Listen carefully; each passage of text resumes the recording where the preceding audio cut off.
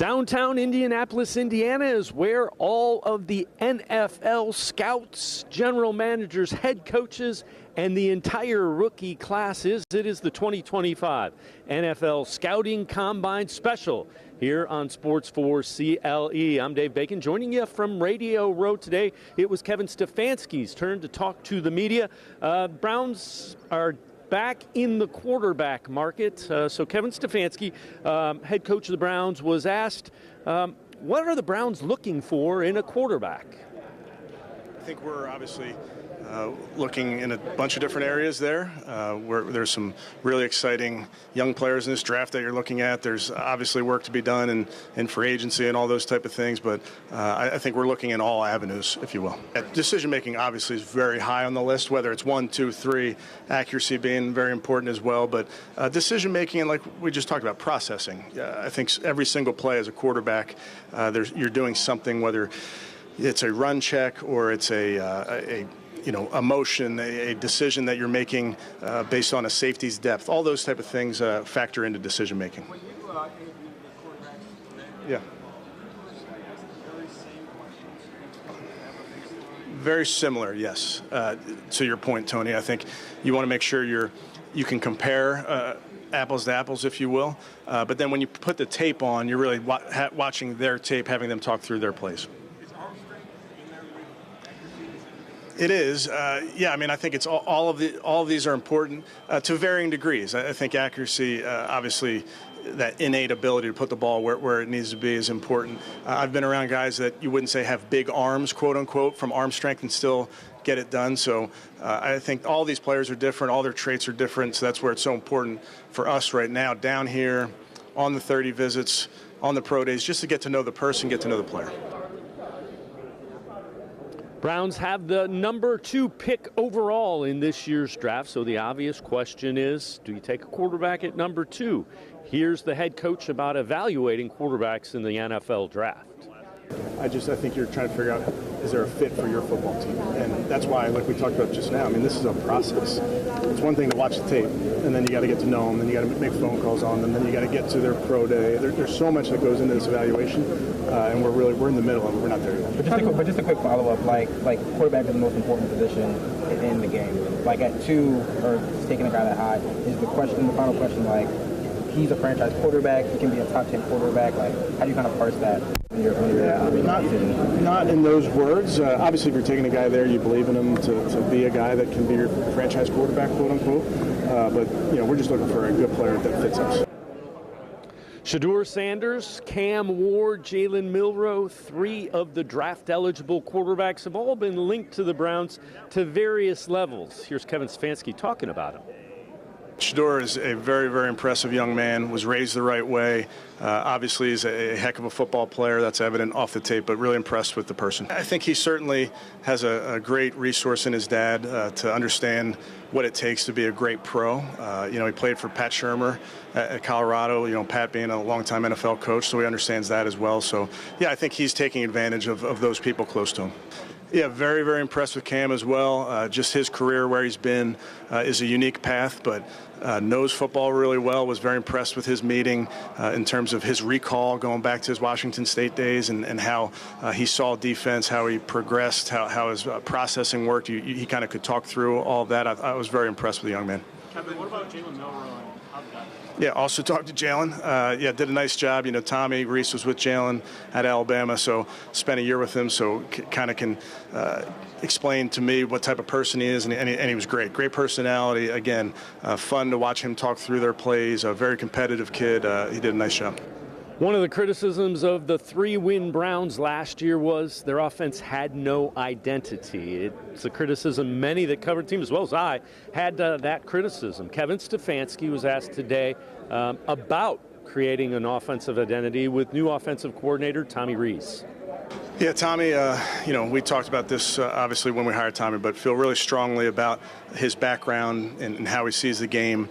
He's done a really nice job in the weeks that we've been working together with the offensive staff, putting the system together. He's working very hard as we speak with the staff. They're meeting on that now. So we continue to look at everything and make sure that, like I mentioned before, it's about building the foundation and really starting right at square one there, making sure that you have a sound system that you're building upon. I think there's things that you believe in that you want to create a foundation of what you believe in your identity, but then you have to be ready to change depending on who your players are, and players plural, not just the quarterback position. You have to understand what your guys do best. So, another name that has been connected to the Browns with that second overall pick is Travis Hunter, wide receiver, cornerback, Heisman Trophy winner from the Colorado Buffaloes. Yesterday, Andrew Berry mentioned he views him as a wide receiver, and the Browns view him as such. Kevin Stefanski was asked about Hunter. He's a football player for sure. I think our offensive coaches want him to be a offensive player. Our defensive coaches want him to be a defensive player. So we'll talk through those type of things in this spring. I think every building is going to talk through those type of things, but he's a football player. Chuck Bednarik of the modern era. Another question mark offensively has to be the offensive line. Had been a strength the last couple of years, wasn't very good last year. Kevin Stefanski was asked about the offensive line depth, as well as DeJuan Jones. Will be going into his third year. Does Stefanski feel he's seen enough to know if he can play left tackle? Obviously, the most important thing for DeJuan right now is getting healthy. With the surgeries, he's rehabbing. He's doing a nice job. He's there every single day, getting better. So that's the number one thing to do. And he's had some really good moments when he's out there. He's played on the right side. He's played on the left side. So we'll see when we get there, but I want to get him healthy first. Kevin, I just think that's where we are. It's February. There's obviously, it's player acquisition season, so there's things to be done in the spring when it comes to free agency, the draft, those type of things. But I like the guys we have. I really think we have talented veterans. We've got some talented young guys as well. Yesterday at his media availability, Browns general manager Andrew Berry made it clear he has no plans of trading Myles Garrett today. Head coach Kevin Stefanski asked again about Myles Garrett's trade request. Yeah, not impacting my plans. As you know, Mary Kay, I think the world of Myles. I understand the business of football, and I understand these things happen from time to time, but I expect Myles on our team this year, next year, the year after that, and so on. He's a part of the present. He's a part of the future.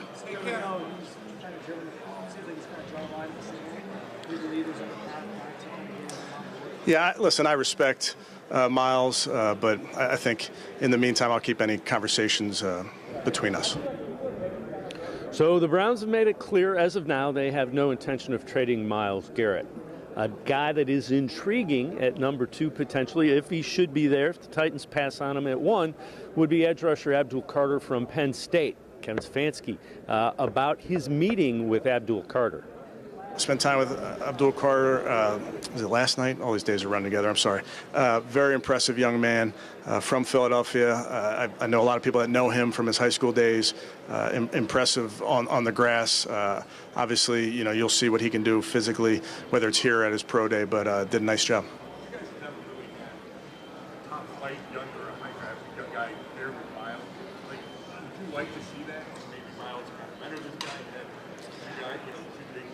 I mean, I'm open to all of this. That's the exciting part, where you can envision all these type of things, and certainly adding a really good player opposite Myles is something that, of course, that's intriguing. Another name associated to the Browns at number 2 by some is Abdul Carter, edge rusher out of Penn State. Abdul Carter met with the media today and was asked what it would be like to be playing opposite Myles Garrett on that Browns defensive line. Yeah, that'd be dope. Myles is one of the guys I study, one of the guys I watch. Just his game, the way he can impact the game as a pass rusher and as a defender overall, as a special team, jumping over the pile, blocking the kick. He's one of the guys I study, try to emulate my game after. I think I bring energy, effort, versatility, and I feel like when the biggest moments come around, that's where I play at my best. I feel like I could bring a lot in terms of leadership. It's something I had to step up into this year at Penn State. One of our captains went down, so I had to be a lot more vocal, a lot more, just bringing the team behind me and just being the example that people can watch. So just setting the pace.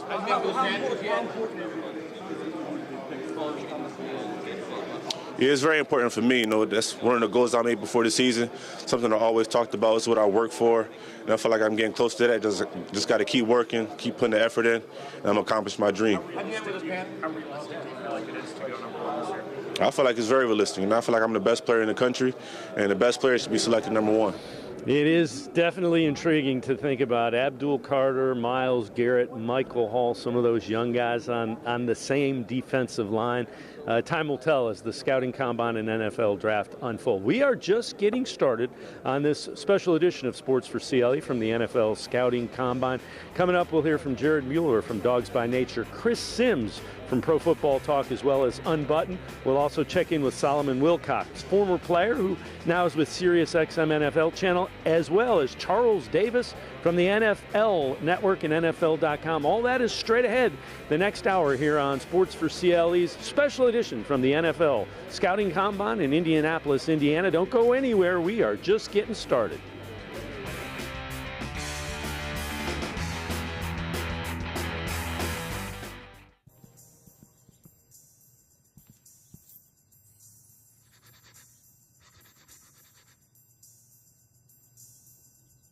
With the new Monopoly Bonus Spectacular family of scratch-offs from the Ohio Lottery, you can uncover a spectacular amount of winnings. With 5 games from $1 to 20, multipliers from 5 times to 100 times, over $113 million in total cash prizes, and chance bonuses. What you find under a greenhouse could change everything.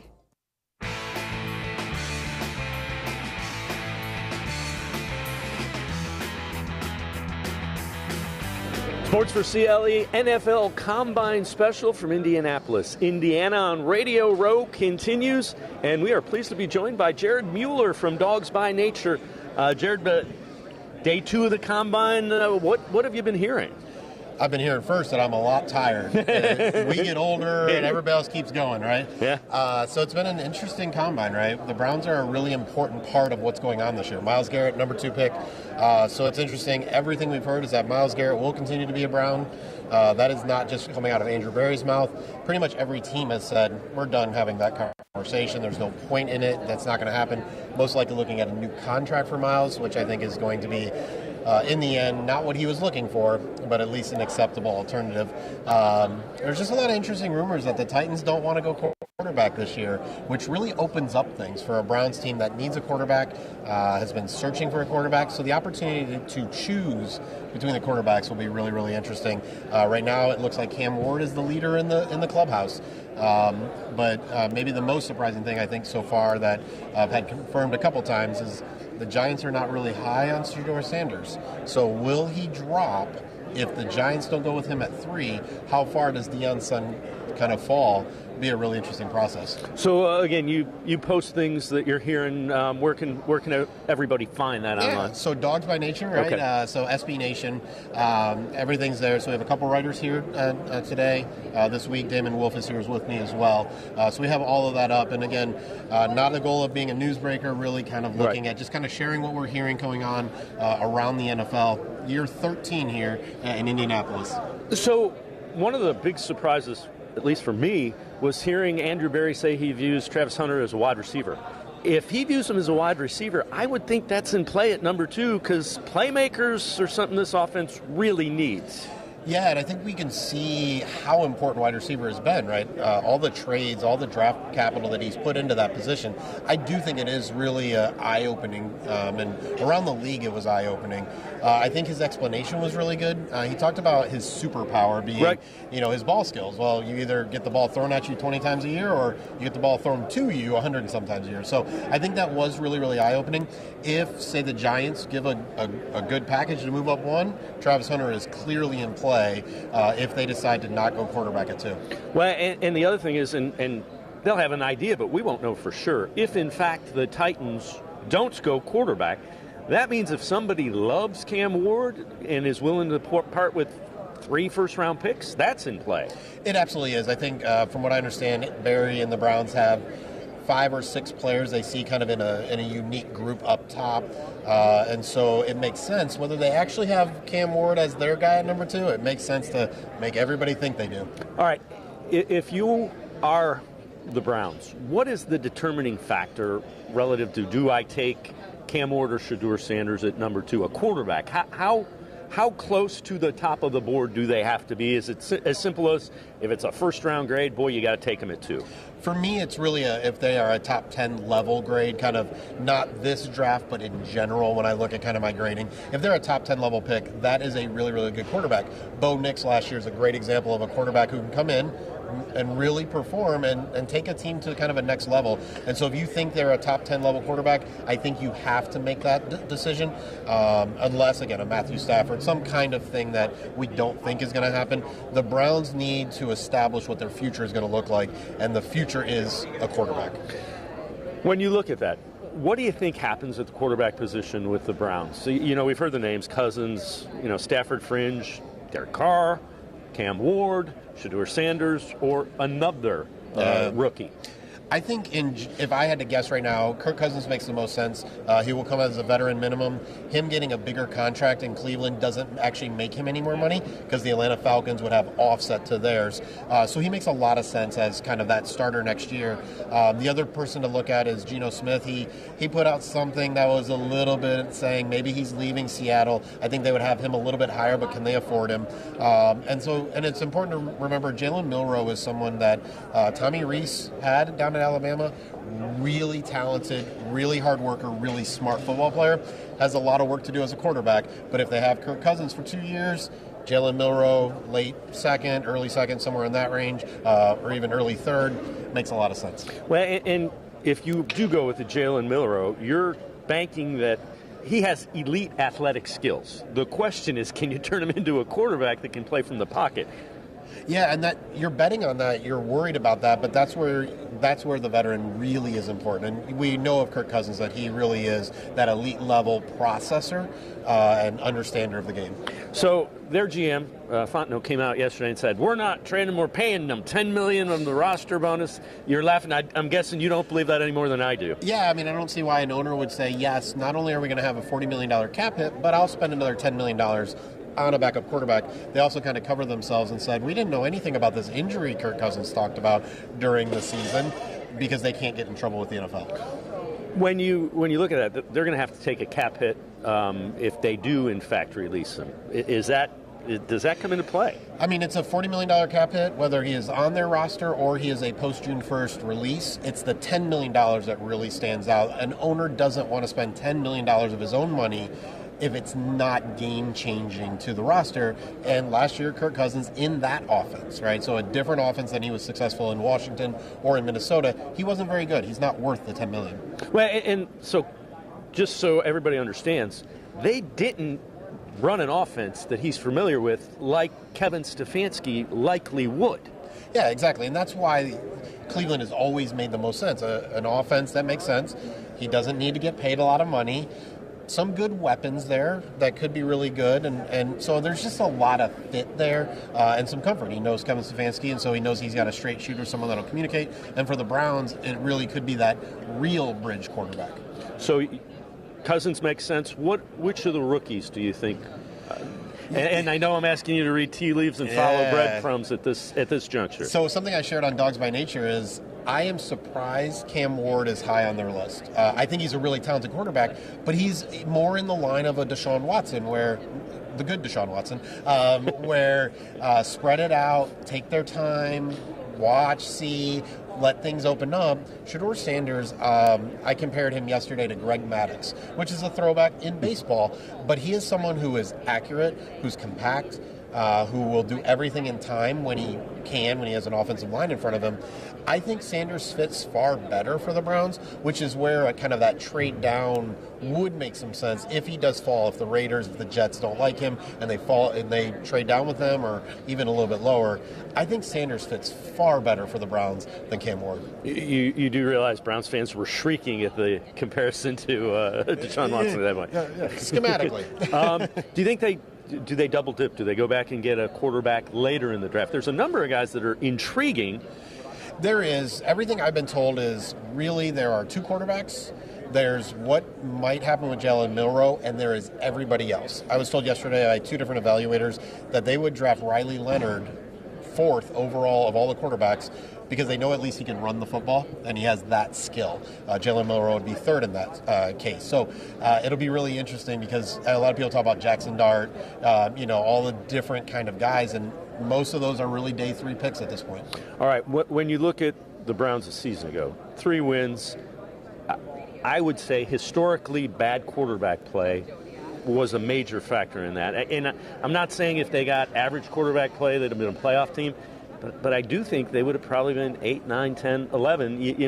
It comes down to what does the defense do if you get adequate quarterback play? It does, and I think what's really interesting is you look at video, it's easy to look back, but you look at video early in training camp, I don't know where the energy was.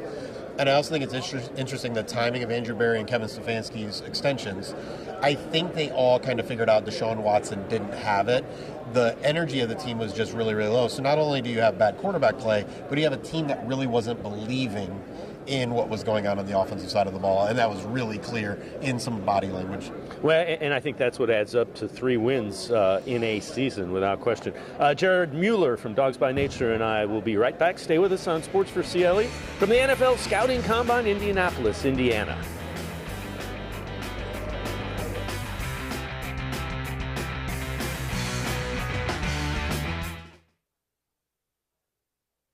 Come back to go forward. Back to learning new things. Back to pursuing your dreams. Tri-C has flexible learning options to fit your life. And every year, more than 1,000 local companies provide Tri-C students with real-world learning. The right education can boost your lifetime earning power by hundreds of thousands of dollars. Start now with a college education you can afford. Tri-C, where futures begin.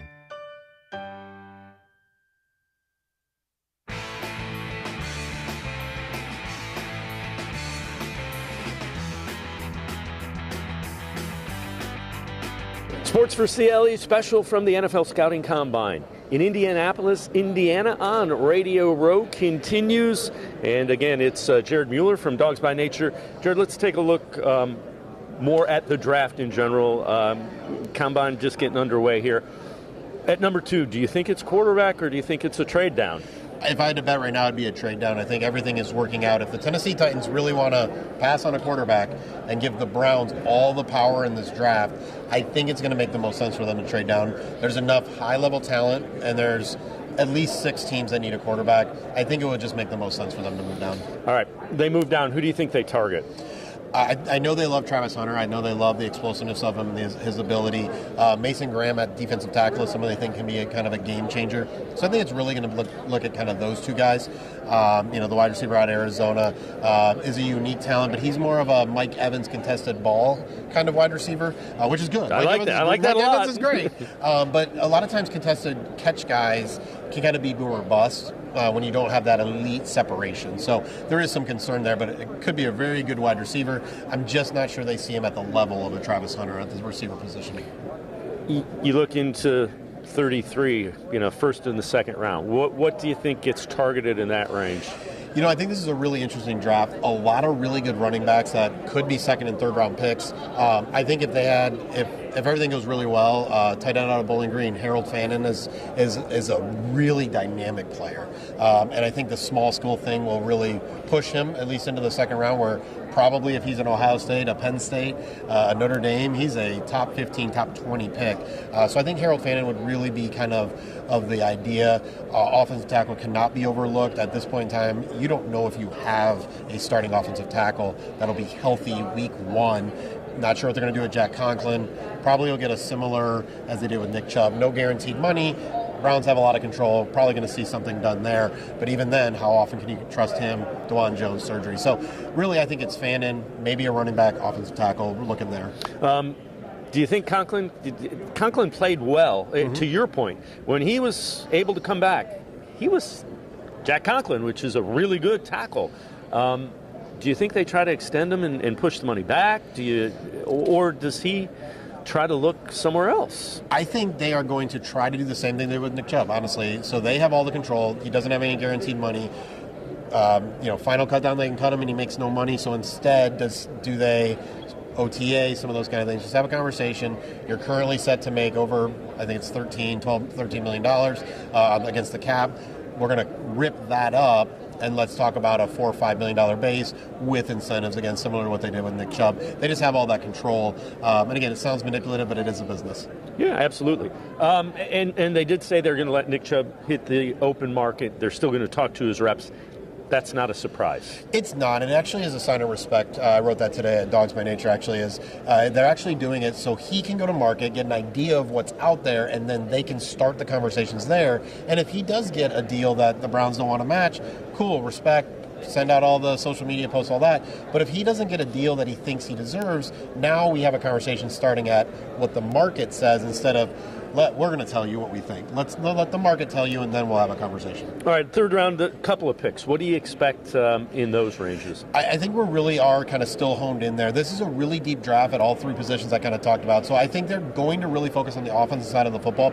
I think they trust Jim Schwartz. They trust Myles Garrett to really own the defense. And so I think you're going to see a lot of focus on the offense. They need to get younger on the offensive line. They need another tight end because they haven't been running those tight ends last year. And then the running back room, Jerome Ford will make it another year, but beyond that, it's Jerome Ford and we don't know. So I really do think you're going to see a run on offensive players really through those second, third round picks. And when I look at this team, and I've said I don't think they're a 3-win team, but man, I think they need some playmakers on the offensive side of the ball. Jerry Jeudy, I think, is a legitimate wide receiver one. I don't know that he's a guy that it's like, how are we going to stop him? But other than that, and Njoku can be that, but he hasn't been healthy. Yeah, I think the reality is they've lost that explosive ability. But it doesn't always have to be a 1A, right? We remember Travis Benjamin, right? Mm-hmm.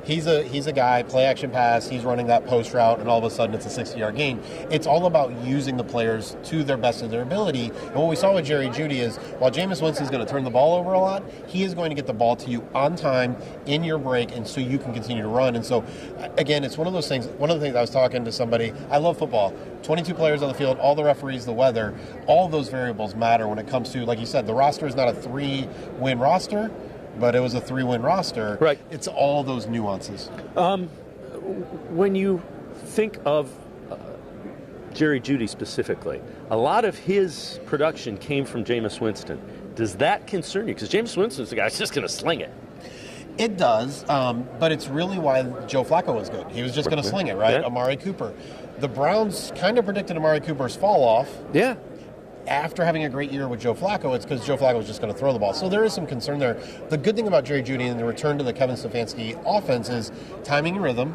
Jerry Jeudy, yards after catch. So if the quarterback is in timing and rhythm, he's going to hit him, hopefully, in stride, and we're going to see a lot of yards after catch and let the receivers be dynamic. The quarterback doesn't have to always be the dynamic player. The other thing that kind of comes to mind there is, boy, they need some explosiveness from a running back. Is there a running back in this class that you think kind of would fit right in? And I don't want to say the next Nick Chubb, but we'll say the next Nick Chubb. I don't know if there's a next Nick Chubb. So that's a hard one. But the Big Ten actually has like 5 or 6 of them. I think TreVeyon Henderson really could be that back. I think he fits really well in the system that we're looking for. He has that explosive ability, yards after catch, out of the backfield, those kind of things. He's the guy that I would look at. And again, I think it's kind of that negotiation in the draft. If there are 10 really good running backs, how long can we wait? Right, Genty is going in the top 10 or whatever, but beyond that, how long can we wait, and where are we risking losing the guys that fit our system? Andrew Berry has had success with trades. You know, Jerry Jeudy comes to mind, Amari Cooper, Elijah Moore not quite as successful. Do you expect some trades to occur coming up here in the next little bit in March? I do. I don't know if they'll be as big as those. Those would be great again. The reality is teams more and more are seeing that NFL free agency is less and less important. Owners are getting either forced to or willing to do signing bonuses and things like that so they can stretch the salary cap over years. Front offices are getting smarter. So it really now is all about kind of the trades, which is why we saw them going after Brandon Ayuk. If T. Higgins was available, they probably would try to go after him because he's that one elite player. So I think trades are going to continue to, you're going to kind of see that, you know, those 6th-round pick for a veteran, those kind of things. They just may not be at the level of the Amari Cooper and Jerry Jeudy. Even Elijah Moore was productive at times when the quarterback play was good. And again, number of those type of picks to throw into potential trades. All right, before I let you go, late picks, guys that you like that you think might go day 3 that can be productive NFL players. And you knew I was going to ask you. I did. I actually, I have my notes over here I had to look over to. John Williams out of Cincinnati is an offensive tackle that I think is going to get overlooked a little bit. He's really one of the guys that I'm kind of honed in on. This draft is so strong on the lines that while we talk about explosive and quarterbacks and wide receivers and running backs really get the interest, I think the Philadelphia Eagles kind of showed us that it's the lines, and you still need all the other stuff, right? People talk about that and like, yeah, but Jalen Hurts and Devontae Smith, they have some good players. But I think Williams is going to be a really good kind of day 3 pick that can be really helpful for the team. And to your point, I think Andrew Berry talked about what he learned from Howie Roseman relative to building a roster yesterday. Yeah, and it's interesting. There's a quote on Andrew Berry's wall that got caught. I believe it was on Hard Knocks or one of those, and it was from Howie Roseman, and it's basically it encapsulates everything. I don't have it memorized, but it's basically like keep swinging. Just keep swinging. And that's what Andrew talked about is how the Eagles build their roster in every way possible. They don't just do one thing. They do everything they can to build a roster. And he's shown that he is that guy. Jared Mueller, appreciate you taking some time with us. Thanks very much for stopping by. Always good to see you, brother. Jared Mueller, make sure you check him out. Dawgs by Nature, always really good stuff. Does stuff with the draft as well as what he's hearing around the league. Make sure you check him out. We're going to step aside, take a quick time out. We will have more from Radio Row, the Scouting Combine. It's Sports4CLE's NFL Scouting Combine special from Indianapolis, Indiana. Stay with us.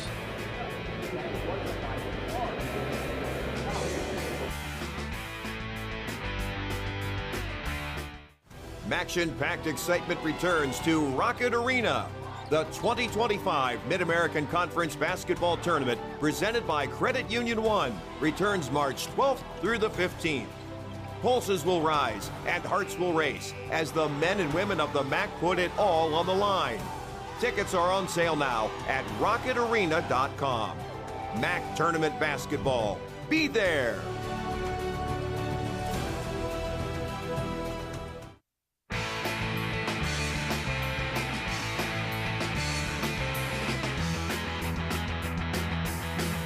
Sports4CLE special edition from the NFL Scouting Combine in Indianapolis, Indiana continues, and we are inside the main chamber with the big guys.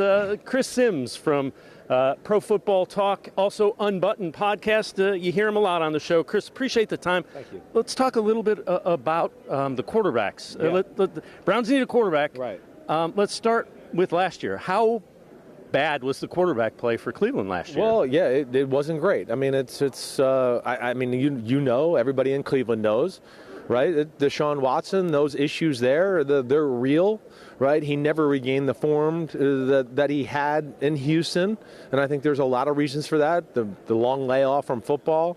How can you really process things mentally the same way when every room you walk in, people look at you a little weird and go, hey, that's the guy that had all the problems and all that, right? I think that's affected him. He doesn't have the same aura about him anymore as he once did.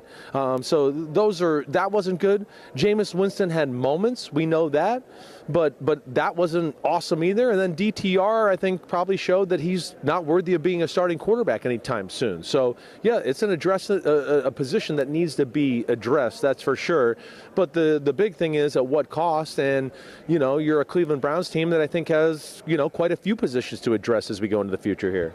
So the veterans that are out there that have been linked some form or fashion, Kirk Cousins, sure, some Geno Smith, some Derek Carr, Matthew Stafford. Probably can't afford Matthew Stafford. No, I mean, and what I would say too is, is Matthew Stafford looking to go to that type of situation and his career? I doubt it. I will, first off, absolutely fall down and lie on the ground if Matthew Stafford isn't back with the Rams. Like, I'd be shocked, right? I think this is just contract posturing right now.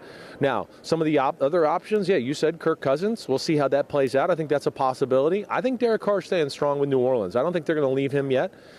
There's no way Seattle's leaving Geno. I think he is their guy. Does Sam Darnold get into the conversation? He's worthy, definitely. He can play, he can be a starter, he can play at a high level, and I think he can even get better than what you saw last year. So that's a possibility. Aaron Rodgers is out there. And the way it looks, at least to me right now, is I don't think there's going to be a ton of suitors for Aaron Rodgers. I mean, would he go to Cleveland? I don't know. But yeah, it's certainly between that, the draft, I'm going to be very interested to see the approach Cleveland takes here, especially with the quarterback position. Relative to Kirk Cousins, GM for Falcons has come out and said we're not cutting him, but they have to pay. Cap hit's the same. They're taking a $40 million cap hit. Right. They pay $10 million out of the owner's pocket as a bonus. Yes. Can you see them doing that? I mean, I if they don't feel like they get the money's going there no matter what, like you said. They're paying a Michael Penix Jr. a rookie quarterback contract, right? So when you put it all together, they're paying below market money this year for quarterbacks, right? So, yes, do I think they would do it if they didn't get what they wanted out of the situation? Also, too, I think there's an aspect of, hey, it's Michael Penix. He's young. He's raw. Hey, we got Kirk Cousins as a backup. He's a great insurance policy. We've already paid him the money, like you said. So I don't think it's a foregone conclusion, let alone he has a lot of say in this matter. So that's where they're a little handcuffed in this whole situation. No trade clause, right? And really, basically, every good quarterback has a no trade clause, because if they tell a team, I don't want to play for you, you don't want hostages, you want volunteers, right? As Mike Tomlin says all the time. So, yeah, I think that's a dicey situation. Plus, here's the other thing about Kirk Cousins. I do think he'd fit the offense and Kevin Stefanski and everything you do there. But I think it's fair to go, where is Kirk Cousins out of his career? It didn't look very good last year. Arm looked weak, right? Decisions weren't the same, and that's going to be something that's going to be questioned about him as well. So that's a dicey one. All right, at number 2, if they do, in fact, stay at number 2. Yeah. Cam Ward there, Shedeur Sanders is there. Can you see him taking those, and which 2 do you like better from what you've seen? I'm not deep into my process yet, right? So just to let you know what I do. When I get here, or right before I get here, I just try to look at everybody a little bit. Like, defensive linemen, 10, 15 plays, just so I can talk to them and go, ooh, I kind of like the way that look, and ooh, I'm not sure, right? So I'm not far down the road yet. But Cam definitely pops to me, right? It's a little raw. There's definitely some things that you got to clean up. But there's a lot of wow. There's a lot of wow. He's bigger than people realize. I think he's actually a better decision maker than I thought. I think at times he just gets greedy, and that leads to some bad moments. But the throwing ability, the ability off of certain platforms and all of that, almost can be Mahomes shortstoppy at times and all that. Man, I look at that and go, wow. I think right now, just in my early look, I would favor him over Shedeur Sanders. But I do like Shedeur. Shedeur is old school. He's tough. He's going to stand in the pocket. Oddly enough, he's not real fast, even though his father's the fastest guy I've ever seen in my life, right? He is not going to make a lot of plays extending the plays, but he will stand in there with people barreling down to hit him and make big throws, and he's got a strong arm down the field. That's what I do like. But he was a little more raw than maybe I expected in the little bit I watched of him as well. Are there any other quarterbacks not named Shedeur Sanders? And I know you're real early in it, that just you look at it and go, man, that guy looks like he might be able to play. Well, yeah. I mean, Jackson Dart, I certainly think, has some things that catch my eye to go, oh, he could be a starter in the NFL one day. Now, I don't know if I necessarily think he's a first rounder. He could be that every now and then second round pick that we see at quarterback, because usually it's first rounders and then we don't see anybody go to the fourth, right? The fourth or fifth. He could be that guy there. There's some other guys that I think have potential to be something going forward, but they're not going to be like at the top of the draft guys and the guy you're going to make your starter right away. Louisville quarterback, he's one that I go, hey, he can play the position. He's got size. He's been coached hard. He was kind of in an offense that had a lot of pro things. He could throw the ball there. The kid Kyle McCord up in Syracuse, I think he's underrated, right? And I think he got a raw deal at Ohio State. You watch him. He can throw the ball and make big decisions, but they're down the line guys. Quinn Ewers is another guy I'd go, he's got potential. I've seen Quinn. He has a fastball that's really good. He just doesn't throw it very much. He needs to get better at that. But, yeah, I think there's some guys down the line that are backups, maybe potential starter, but the top 2 guys are the top 2. So you look at the Browns roster, and Browns fans shocked that it was 3 and 4. I know the old NFL saying, you are what your record is, but is that roster maybe a little bit better than 3 and 4 when you look at it? Taking into account historically bad quarterback class. Well, yeah. I think it is better, but there's also the aspect of, is it coming to the end of its lifeline, and do we need to start switching it over, right? So that's where it's tough. Guys were Zadarius Smith, we know, and Myles Garrett, okay, some of the offensive linemen, Joe Pantonio and all of them. So there is a faction of the team where you go, hey, they're pretty good, they should be better, but we might be at the end here to where it might be time to think about flipping some things over, right? And that's what they got to decide with this Myles Garrett thing. I know they're saying they don't want to trade him, and that's the right thing to say. I don't know if I buy that all the way, but that's the right thing to say, to get the leverage up. And yes, he's a marquee special player. You don't trade him unless you get a special package back.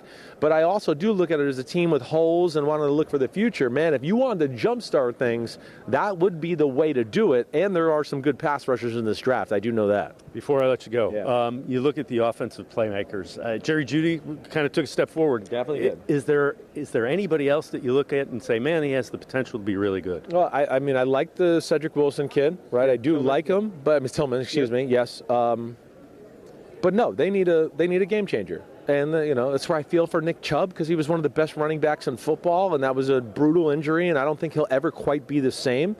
Definitely a game changer. The league is too hard right now to go 12-play, 75-yard drive every time you get the ball, right? The good teams, okay, other than maybe Mahomes the last 2 years, you can take him off the list.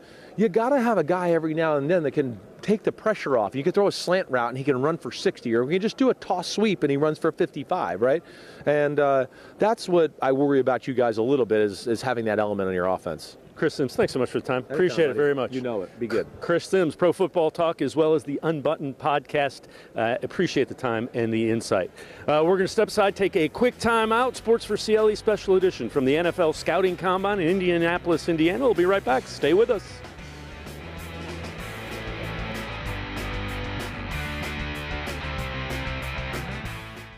The Ohio Lottery Partners in Education program is dedicated to recognizing exceptional students, teachers, and schools throughout Ohio. Scan the QR code on screen to nominate students and teachers as Academic All-Stars and Teachers of the Month. They must be currently enrolled or teach in grades K through 12. Is your K through 12 school developing students' literacy skills to achieve success in reading? If so, you can nominate your school for the School of the Year. Students can win $100, teachers can win $500, and schools can win $2,500. Scan the QR code, fill out the forms, and nominate deserving students, teachers, and schools today. The Ohio Lottery Partners in Education program takes pride in honoring exceptional students, teachers, and schools across Ohio. Submit your nomination today. It's fun, fast, and free.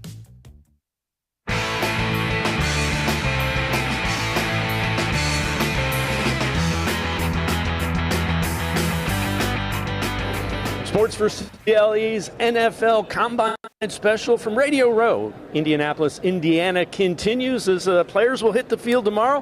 Former player, currently with SiriusXM NFL Radio, Solomon Wilcots, former Bengal. Browns fans will remember. Appreciate the time. Let's talk a little bit about the Browns. The quarterback play struggled a season ago. Yeah, wow. Did that kind of mask what was a decent roster at least? Yeah, I thought the roster was pretty good. I thought, obviously, that they would have much better defense. I do think at times the defense lived up to its billing. There were times where it didn't. I thought the offensive line took some steps backwards in not having Nick Chubb there for, fully healthy. You could tell he got better as the season went along, but it's just they did not return to the form that we expected, I think, up front with the offensive line, to have the dominant run game, which exposed the quarterback, I think, a little bit more. It made the quarterback have to pretty much do everything. And then when you lose it to Deshaun Watson, I thought Jameis was going to give them more consistency, more opportunities to be explosive on offense. He did give them that, but then it also came with the downside, the high turnover number, which really I thought was their Achilles heel. As a former player, going through 3-14 has to be miserable. How do you deal with that? I think it's hard. I think you even are now hearing from some of the players, right? And Myles Garrett, who's getting, 8 years in the NFL. He's still in his prime, but he wants his efforts to result into winnable, positive moments where he walks away from the game later with great memories. I thought the move to go get Jerry Jeudy, I thought it was phenomenal, right? And then after they traded away Amari Cooper, I said, okay, Jerry Jeudy's going to have to be the guy. Because we all know that when he came out of Alabama, there was high expectations.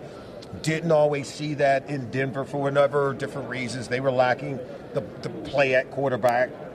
And then this year, man, we saw it in spades. And you remember the Monday night game. I thought he and Jameis really had it going. He was spectacular. Look, I think they found a star in Jerry Jeudy. We know David Njoku can be that at the tight end position.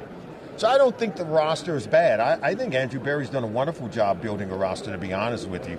They need leadership at the most important position in football, and that's been lacking. How do you solve that? And again, as a player, if you get good quarterback play, is it? I've been saying I think it's probably a 7, 8, 9, and once you get in that range, it can be a 10, 11 win team and a wild card team. No, there's no. I don't even think the 3-14 record is indicative of the talent on the roster. In fact, I think that's a number that's well below expectation. I think what happens is you can get, just like you can get on a positive roll in football, you can get on a negative roll as well. And then what happens when the quarterback position isn't there and the turnovers start to come? Even great defenses can't overcome throwing pick sixes. You can't do it. You're giving up points when the offense is on the field. And I think that kind of negative momentum, I think that's the story for the Cleveland Browns in 2024. Instead of going on a run in the positive direction, they got on a run going in the whole other direction. You lose your starting quarterback, who wasn't, playing well to begin with. And that's some negative momentum there.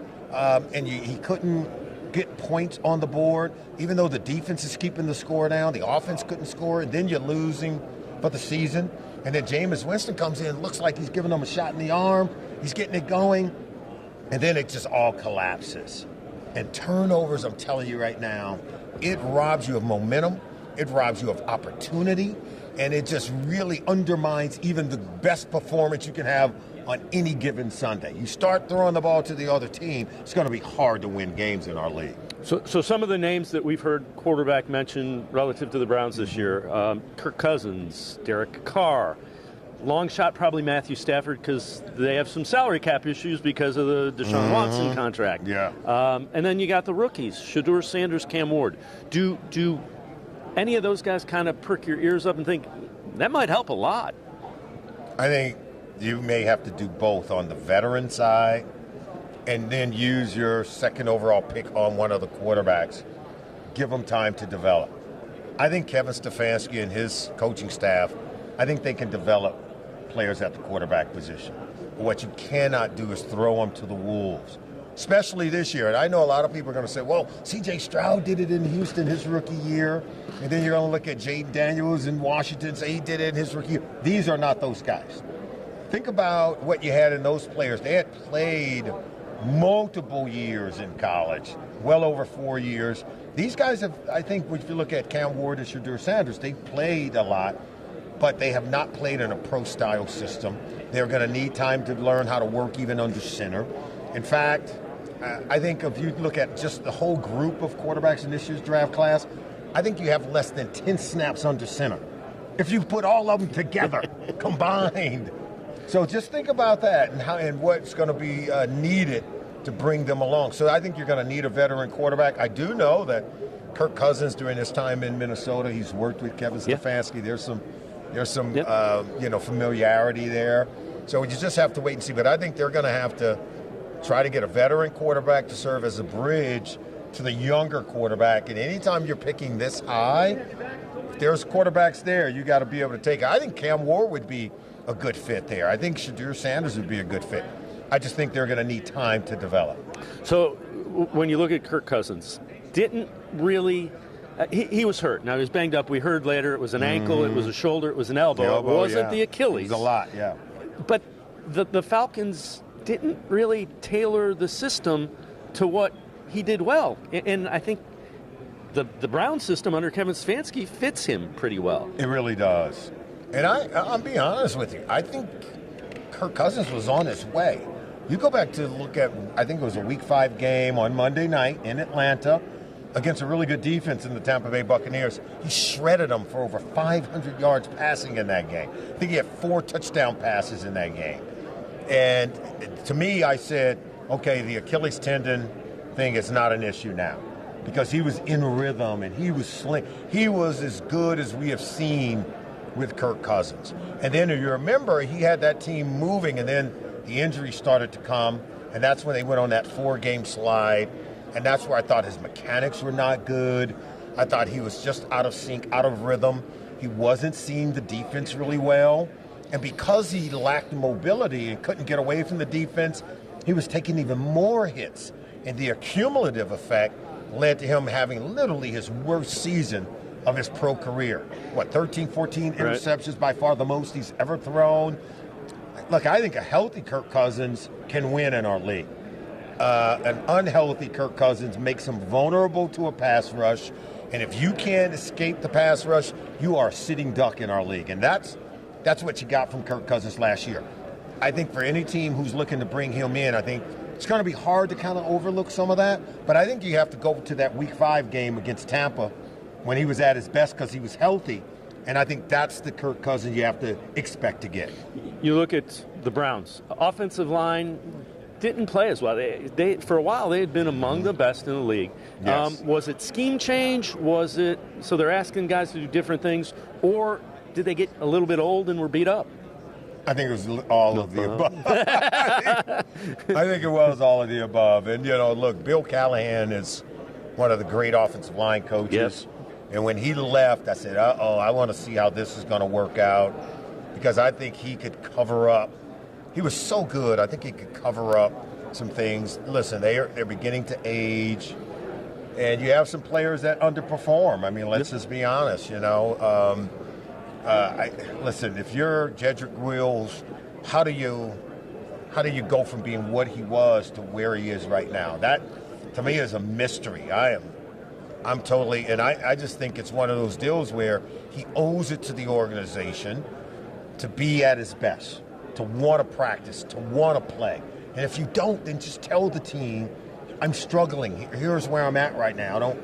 I don't know if it's about the love of the game. I don't know where it is, so I don't want to try to project what's going on. But it was rather disappointing to know how good he can be, and then for him to not be available when we thought he was healthy, right? Yeah. Like, to me, as a player, you never even want that conversation to even surround your name.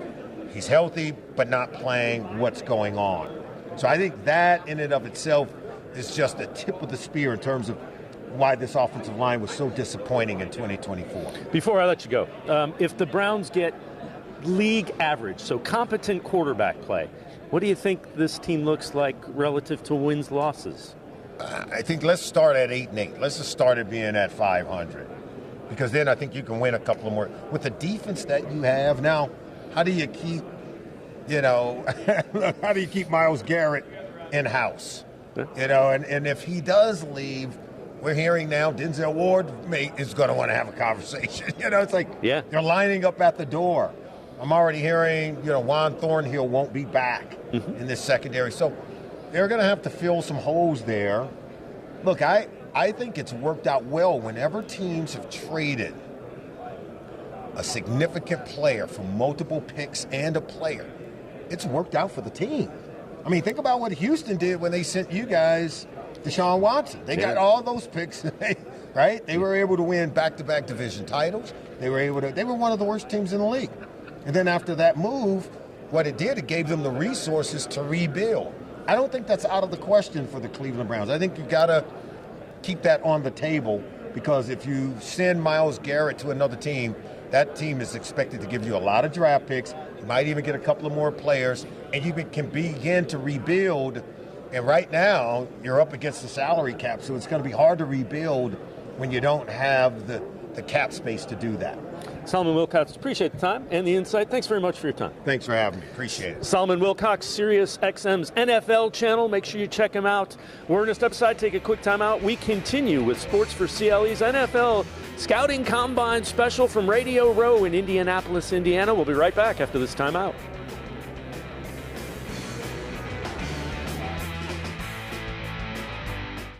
Full Court Action is a half-hour devoted exclusively to men's and women's basketball from across the Mid-American Conference. Hello, everybody. I'm Dave Bacon. Join me at 6:30 Tuesday nights, and we'll meet the coaches and players from the Mid-American Conference who are making an impact in basketball. Full Court Action will spotlight the top plays and performances from all across the Mid-American Conference, with some historical action as well. Catch Full Court Action Tuesday nights at 6:30 on Rock Entertainment Sports Network.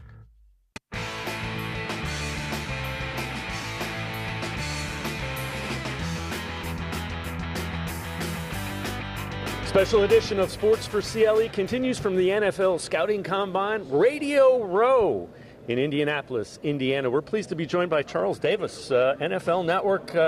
Charles, this draft, a lot has been made, and Browns fans paying close attention to it about the quarterback class. When you look at the class, what do you see? The hard part is last year's class had 6 in the top 12 picks. So, and out of those 6, one was hurt for the season, J.J. McCarthy, but everyone else played. And to varying degrees of success, but overall, good. Like, we didn't have anyone where you just went, oh my God, that was a disaster. Caleb Williams probably the toughest one as the number 1 pick, but there's times when you watch and you said, yep, that's why he went number 1. You absolutely knew. So that's where it gets tough, because the top 2 by acclamation are either Cam Ward of Miami and Shedeur Sanders of Colorado, or Shedeur Sanders of Colorado, Cam Ward of Miami. So we will find out. It'll be revealed who likes whom better as we go. But right now we're kind of fixated on who's the third quarterback in this class. Who is that person? Is it Jalen Milroe at Alabama? Is it Jackson Dart at Ole Miss? Some people are really championing Tyler Shuck. Yeah. Coming up now. Louisville, so at Louisville, who has been at 3 schools. That used to ding people. Now that's just kind of that's the way it business. is. Yeah. When you look at the top 2, Ward and Sanders, what do you see from them? And I think you kind of alluded to it. They're penalized because they're not what last year's class was. Yeah, and it's hard. And you know, different scouts will tell you different things. So you will hear some scouts say, well, I would take all 6 I took last year before them. I'd hear some say, well, you get the top 4, but then after that I might have this guy here. So that's just part of the scouting and what we all like. Cam Ward is a guy that we're seeing more and more of with these quarterbacks. They keep developing, and what you thought of them in one place, by the 5th iteration, is entirely different.